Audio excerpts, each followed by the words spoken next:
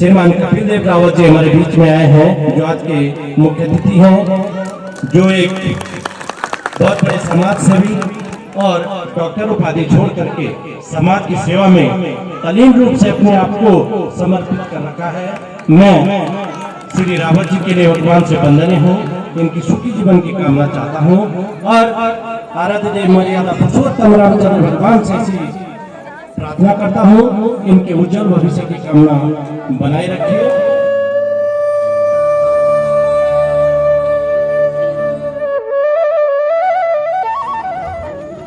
बोल टटेश्वर महादेव की, प्रभु श्री रामचंद्र भगवान की,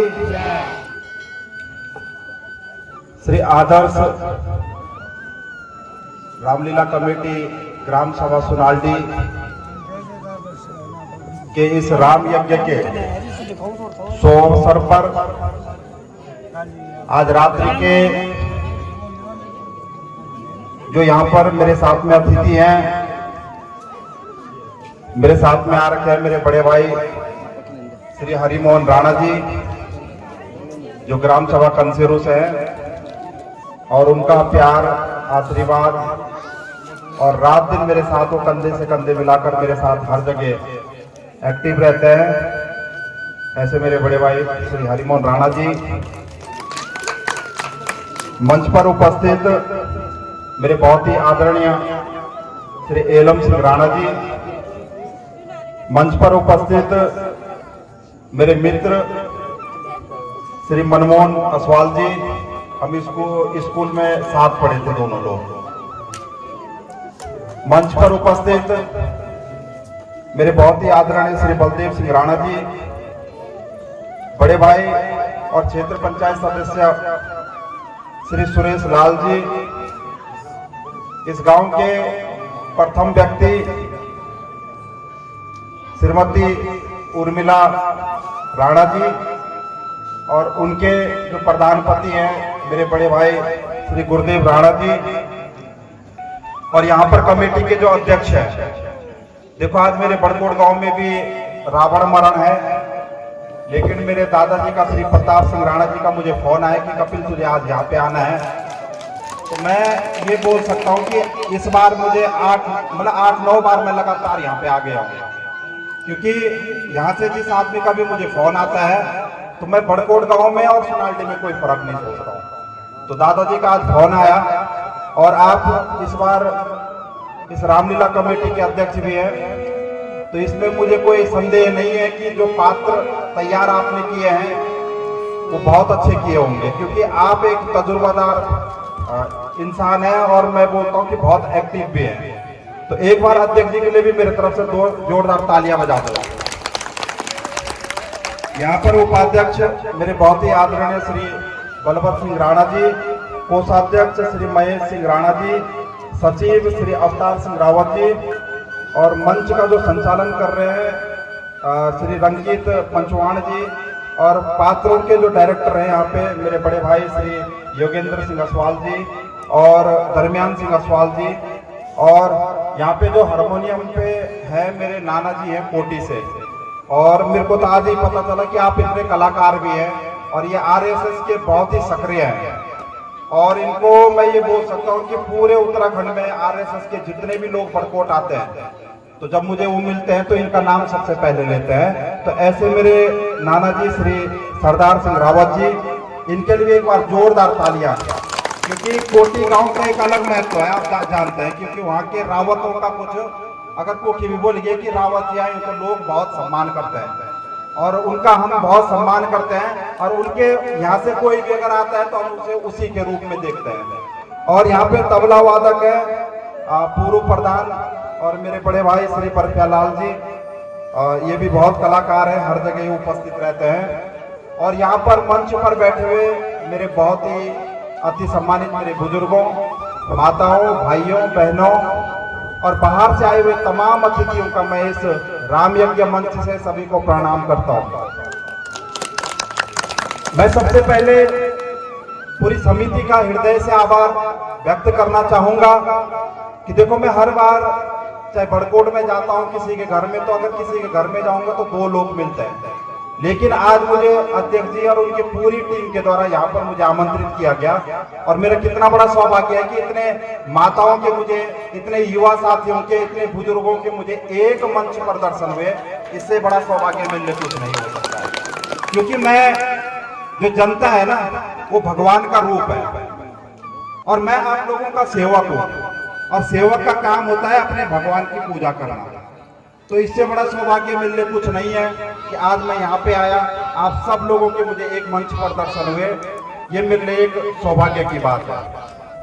अभी मैं जब बड़कोट से चल रहा था तो मेरा घर भी, जहाँ से बड़कोट गांव के लिए नीचे जाते हैं वहां पे मेरा घर है, तो मैं आपके सुनाल्टी गांव के ऊपर देख रहा था। आज शायद किसी से भूल से आग लग गई होगी, 2-3 जगह आग लग रखी थी, लेकिन वो बाद में बुझा दी गई है। आप देख रहे होंगे अभी कि हम रात को यहाँ 12 बजे बैठे हैं, पर कितनी उमस हो रही है हमको। देखो ये आग से आजकल आप देख रहे हो कि इस बार तो इतनी हद हो गई है कि जनवरी में भी आग लग रही थी। और आप देख रहे हो कि आजकल गांव मतलब शहरों में तो हमने दादाजी सुना कि पानी नहीं आता था, लेकिन गांव में भी पानी नहीं आ रहा है। उसका कारण क्या है कि देखो हम किसी चीज के लिए अच्छा प्रयास नहीं कर रहे हैं। हम प्रकृति से क्या कर रहे हैं, हम बगीचे से नीचे आ रहे हैं और हाथ में दराती है किसी का, मतलब पेड़ का टहनी काट दे रहे हैं, कहीं पे कहीं पत्थर गिरा दे रहे हैं। लेकिन हम ये चाहते हैं कि प्रकृति हमको सब कुछ दे, और अगर हम प्रकृति को कुछ नहीं देंगे तो कैसा चलेगा आप बताओ। आप घर में एक गमला लगा दो, उसमें आप कभी पानी नहीं डालोगे तो पेड़ सूखेगा कि बचेगा आप बताओ मुझे।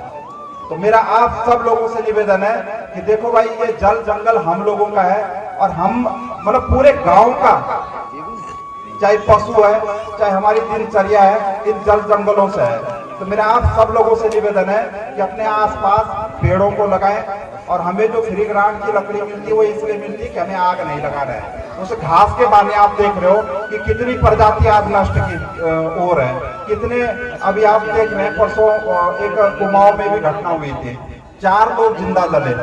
तो मेरा आप सब लोगों से निवेदन है कि हमें अधिक से अधिक पेड़ लगाना है और अपनी जो वन संपदा है इसको भी हमने बचाना है। मैं आप सब लोगों से, देखो मैं यहाँ पर आते रहता हूँ, कई बार मैं लगभग यहाँ 80% लोगों को तो जानता ही है क्योंकि सब बड़कोट में रहते हैं।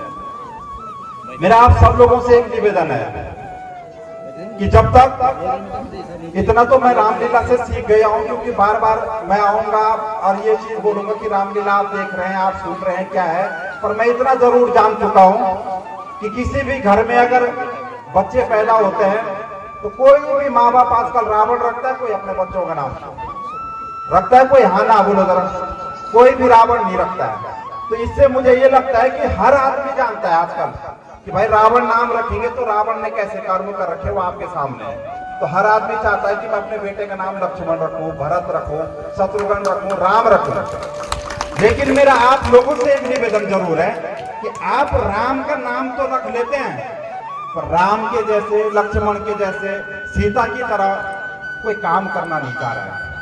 तो जब हम उनकी तरह अपनी सोच ही नहीं बनाएंगे कि राम ने क्या किया था, रावण ने क्या किया था। देखो राम और रावण में तो बहुत फर्क था। रावण कितना ज्ञानी था आपको पता है, और राम तो एक तरह मैं ये बोल सकता हूँ कि आज के डेट में अगर गांव में 2 भाई है, किसी के मतलब बेटे हैं, 2 बेटे हैं, और एक बेटे ने बोलेगा कि तू बड़कोटा ना तो बड़कोटा आराम कर, और वही का बेटा ने बोला कि तू बगीचा ना तो जो बगीचा ना और सुखा कर लेता। मतलब घर में क्या हो जाएगा, रामलीला। आजकल हर घर में मैं देख रहा हूँ रामलीला। हम यहाँ पे मंचर को जरूर देख रहे हैं, पर आज हर घर में रामलीला है। भाई भाई को आप देख रहे हो, सबसे ज्यादा अगर दुश्मनाई आज है तो घर घर में है। तो हमें इस रामलीला से सीखना है मेरे भाइयों। 2 दिन की जिंदगी है, अगर 2 दिन में हम यहाँ आए हैं, अगर हम अच्छा करके नहीं जाएंगे तो हम क्या बताओ। अब मतलब हम एक मैसेज क्या देंगे अपने आने वाली पीढ़ी को। आज ये राम यज्ञ हो रहा है, कितने सालों से ये राम यज्ञ हो रहा है। अगर हम ये राम यज्ञ ही नहीं करेंगे तो जो आने वाली पीढ़ी है तो वो पार्ट कैसे खेलेंगे बताओ, पात्र कैसे बनेंगे। तो आज देखो जो ये छोटे छोटे बच्चे यहाँ पे मेरे युवा साथी पात्र अच्छा अभिनय यहाँ पे कर रहे हैं, तो इनसे क्या है, कोई आज मंत्री का रोल उनके साथ कर रहा है, कोई बानर सेना में आ रहा है, तो उसको भी एक क्रेज है। तो ये हमारी पूर्वजों की संस्कृति है और मेरा आप सब लोगों से निवेदन है कि इस संस्कृति को हमने बचा कर रखना है। और आज हमारे बीच में पूर्व प्रधान जी श्री चंद्र सिंह, आपने सुना होगा, आज बडोली जी का भी अभी 2-4 दिन पहले एक्सीडेंट हुआ था और बहुत ही सज्जन आदमी थे बेचारे, सिड़क गांव के थे। तो ये लगा लो कि इंसान का क्या भरोसा है। अभी हम एक कथा में साथ पुरोल थे, बहुत अच्छी बातचीत हुई, लेकिन अचानक एक्टिवा से गिरे और आज उनका स्वर्गावास हो गया। तो देखो, जब आदमी मरता है ना, तो तब पता चलता है कि उसने जीवन भर क्या कमाया था। तो आज जब मैं सिड़क गांव में गया था तो दादाजी वहां पे जगह नहीं थी। तो देखो, मेरा आप सब लोगों से निवेदन है कि जो हम ये चकाचौंध की जो दुनिया देख रहे हैं ना, देखो 2 दिन के लिए हम यहाँ आए हैं, तो कुछ अपना ऐसा नाम कमा के जाओ कि लोग आपको मरने के बाद भी याद करें। आज मैं आपका बेटा हूं और मैं आपका भाई भी हूं। तो मैं भी 12-13 सालों से, देखो ये कोई राजनीति का मंच नहीं है, लेकिन आज मैं मजबूरी से इसलिए बोल रहा हूं कि नगर पालिका में चुनाव अब सर पर है। मुझे लग रहा है कि 1 महीने बाद चुनाव हो जाएगा। तो आप सब लोगों से, देखो चुनाव में क्या होता है कि जो आपका मतदान है ना, मतदान महादान, इस पे किसी का प्रेशर नहीं होता है, या आपके साथ अंदर आपका बेटा नहीं आएगा, आपको अकेला जाना है। जो आपको अच्छा लगता है कि आपने किसी को समझाया इतने टाइम से कि वो अच्छा कैंडिडेट है, वो अच्छा वोट दे सकता है, तो उसको आपने मतदान देना है। और आपके मतदान का कितनी पावर है कि आपके मतदान से अच्छा नेता भी निकल सकता है, बुरा नेता भी निकल सकता है। तो मेरा आप सब लोगों से निवेदन है कि मैं भी 12-13 सालों से लगातार समाज के अंदर संघर्ष कर रहा हूं। और देखो, मैं भी एक युवा हूं। आप बोलते हैं कि युवा एक देश का भविष्य होता है। अगर देखो, हमारे पहाड़ों से हो, चाहे हमारे यमुनोत्री विधान से हो, हमारे उत्तरकाशी जिले से हो, क्यों अच्छे पॉलिटिशियन आगे नहीं निकल रहे हैं? उसका एक कारण है। आज आप देख रहे हैं पौड़ी के सारे मुख्यमंत्री बनते हैं, कुमाऊं से सारे मुख्यमंत्री बन रहे हैं। पर देखो, मैं आज इतनी छोटी उम्र में, अगर आप मुझे एक छोटा पद बड़कोट में देते हैं, तो मेरी सोच क्या होगी कि आज अगर मैं चेयरमैन बनता हूं, और फिर भाई मुझे तो देखो, आज की डेट में पद और पैसा ये चलायमान है। अगर मैं पद और पैसे पे घमंड करूंगा तो 5 साल बाद भी मुझे आप ही के पास आना है। तो एक बार मेरे आप सब लोगों से हाथ जोड़कर विनती है कि एक बार इस बेटे को भी आप आजमा के देख लो। अगर मैं नगर पालिका बड़कोट में आपके अपेक्षानुसार और आपके अपेक्षानुसार आपके दिल को जीतूंगा, तो भाई मैं आज अगर चेयरमैन बनूंगा तो कल के दिन विधायक भी आपके पास आ सकता हूं। और अगर माना बात मैं नगर पालिका में चोरी चकोरी करूंगा, इतना आपका दिल बोलता होगा कि अगर मुझे चोरी चकोरी करनी होती ना, तो मैं भी क्लास 2 अफसर बना पाया। मुझे भी 70-80 हजार रुपए सैलरी मिल रही थी। लेकिन इस उम्र में, जिस उम्र में लोग पैसा कमाने की सोचते हैं, मैंने वो सैलरी छोड़कर, और आप देख रहे हो मैं लगातार समाज के बीच में हूँ। कोई भी आदमी अगर कपिल के लिए बोलेगा कि देखो आज की डेट में जितने भी नेता बने हुए हैं, मैं किसी का मतलब कोई व्यक्तिगत वो नहीं कर रहा हूँ, पर मैं देख रहा हूँ, मैं मुख्यमंत्री के यहाँ जाता हूँ, मैं चीफ सेक्रेटरी के यहाँ जाता हूँ, तो मैं अपने क्षेत्र के जब नेताओं को पूछता हूँ कि आप कैसे हार गए, तो बोलता है कोई क्या मैं अपने पुलिया के चक्कर से हार गया हूँ, कोई बोलता है मैं अपने रोड के चक्कर से हार गया हूँ। लेकिन मैं आज इस राम यज्ञ मंच से, पवित्र मंच से बोलना चाहता हूँ कि कपिल रावत ने आज तक कहीं पे 1 रुपए का लाभ नहीं लिया होगा। मैं जितना खर्च भी करता हूँ अपने घर से करता हूँ। और देखो, अगर मुझे ठेकेदारी करनी है तो अपनी नौकरी करता ना, इससे बढ़िया। ये पद जो होते हैं, ये पद एक ऐसे पद होते हैं कि जिनमें आदमी ना मरने के बाद भी अमर होता है। अगर आज मैं सपोज चेयरमैन बनता हूं और मैं सोचूंगा कि मैं अपना घर भरूं, तो मुझसे बड़ा मूर्ख दुनिया में कोई नहीं है। मुझे आप जैसे लोगों का, आपका अगर मैंने हृदय जीत लिया ना, तो पैसे से कम नहीं है। तो मेरा आप सब लोगों से निवेदन है, मैंने शायद ज्यादा राजनीतिक बात बोल दी, पर मैं इसलिए आज बोलना पड़ा क्योंकि 1 महीने बाद चुनाव है और आप लोगों का देखो किसी का वोट भी नहीं होगा ना, तो वो जिसका सपोर्ट भी है वो भी मेरे लिए संजीवनी का काम करेगा। और एक बार आपने सबको आजमा लिया है इस घाटी में, एक बार इस डॉक्टर कपिल को भी आजमा के देखना, आप लोगों के विश्वास पे खरा उतरूंगा। इन्हीं आशा और विश्वास के साथ मैं पुनः रामलीला कमेटी का बहुत बहुत आभार और धन्यवाद व्यक्त करता हूं कि आप लोगों का जो प्यार आशीर्वाद मुझे रोज मिलता रहता है, ये आगे भी मिलता रहेगा। इसी आशा और विश्वास के साथ जय हिंद, जय भारत, जय उत्तराखंड। रावत जी, आप समाज सेवी हैं, आपको कई मंचों पे देखा जाता है और कहीं ना कहीं आप समाज हित की बात करते हैं, क्योंकि आप जो हमारे इस एरिया का जो सबसे बड़ा शहर है और जहां पे सभी लोग जरूरतमंदों और आवश्यकताओं की जो वस्तुएं हैं उसके लेन देन के लिए उस नगर पालिका परिषद में आवागमन करते हैं, उस नगर पालिका के एक मूल निवासी हैं आप और जन जन को जानते हैं आप लोग किसकी क्या समस्या है।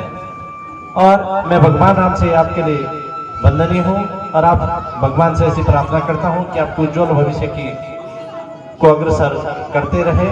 धन्यवाद।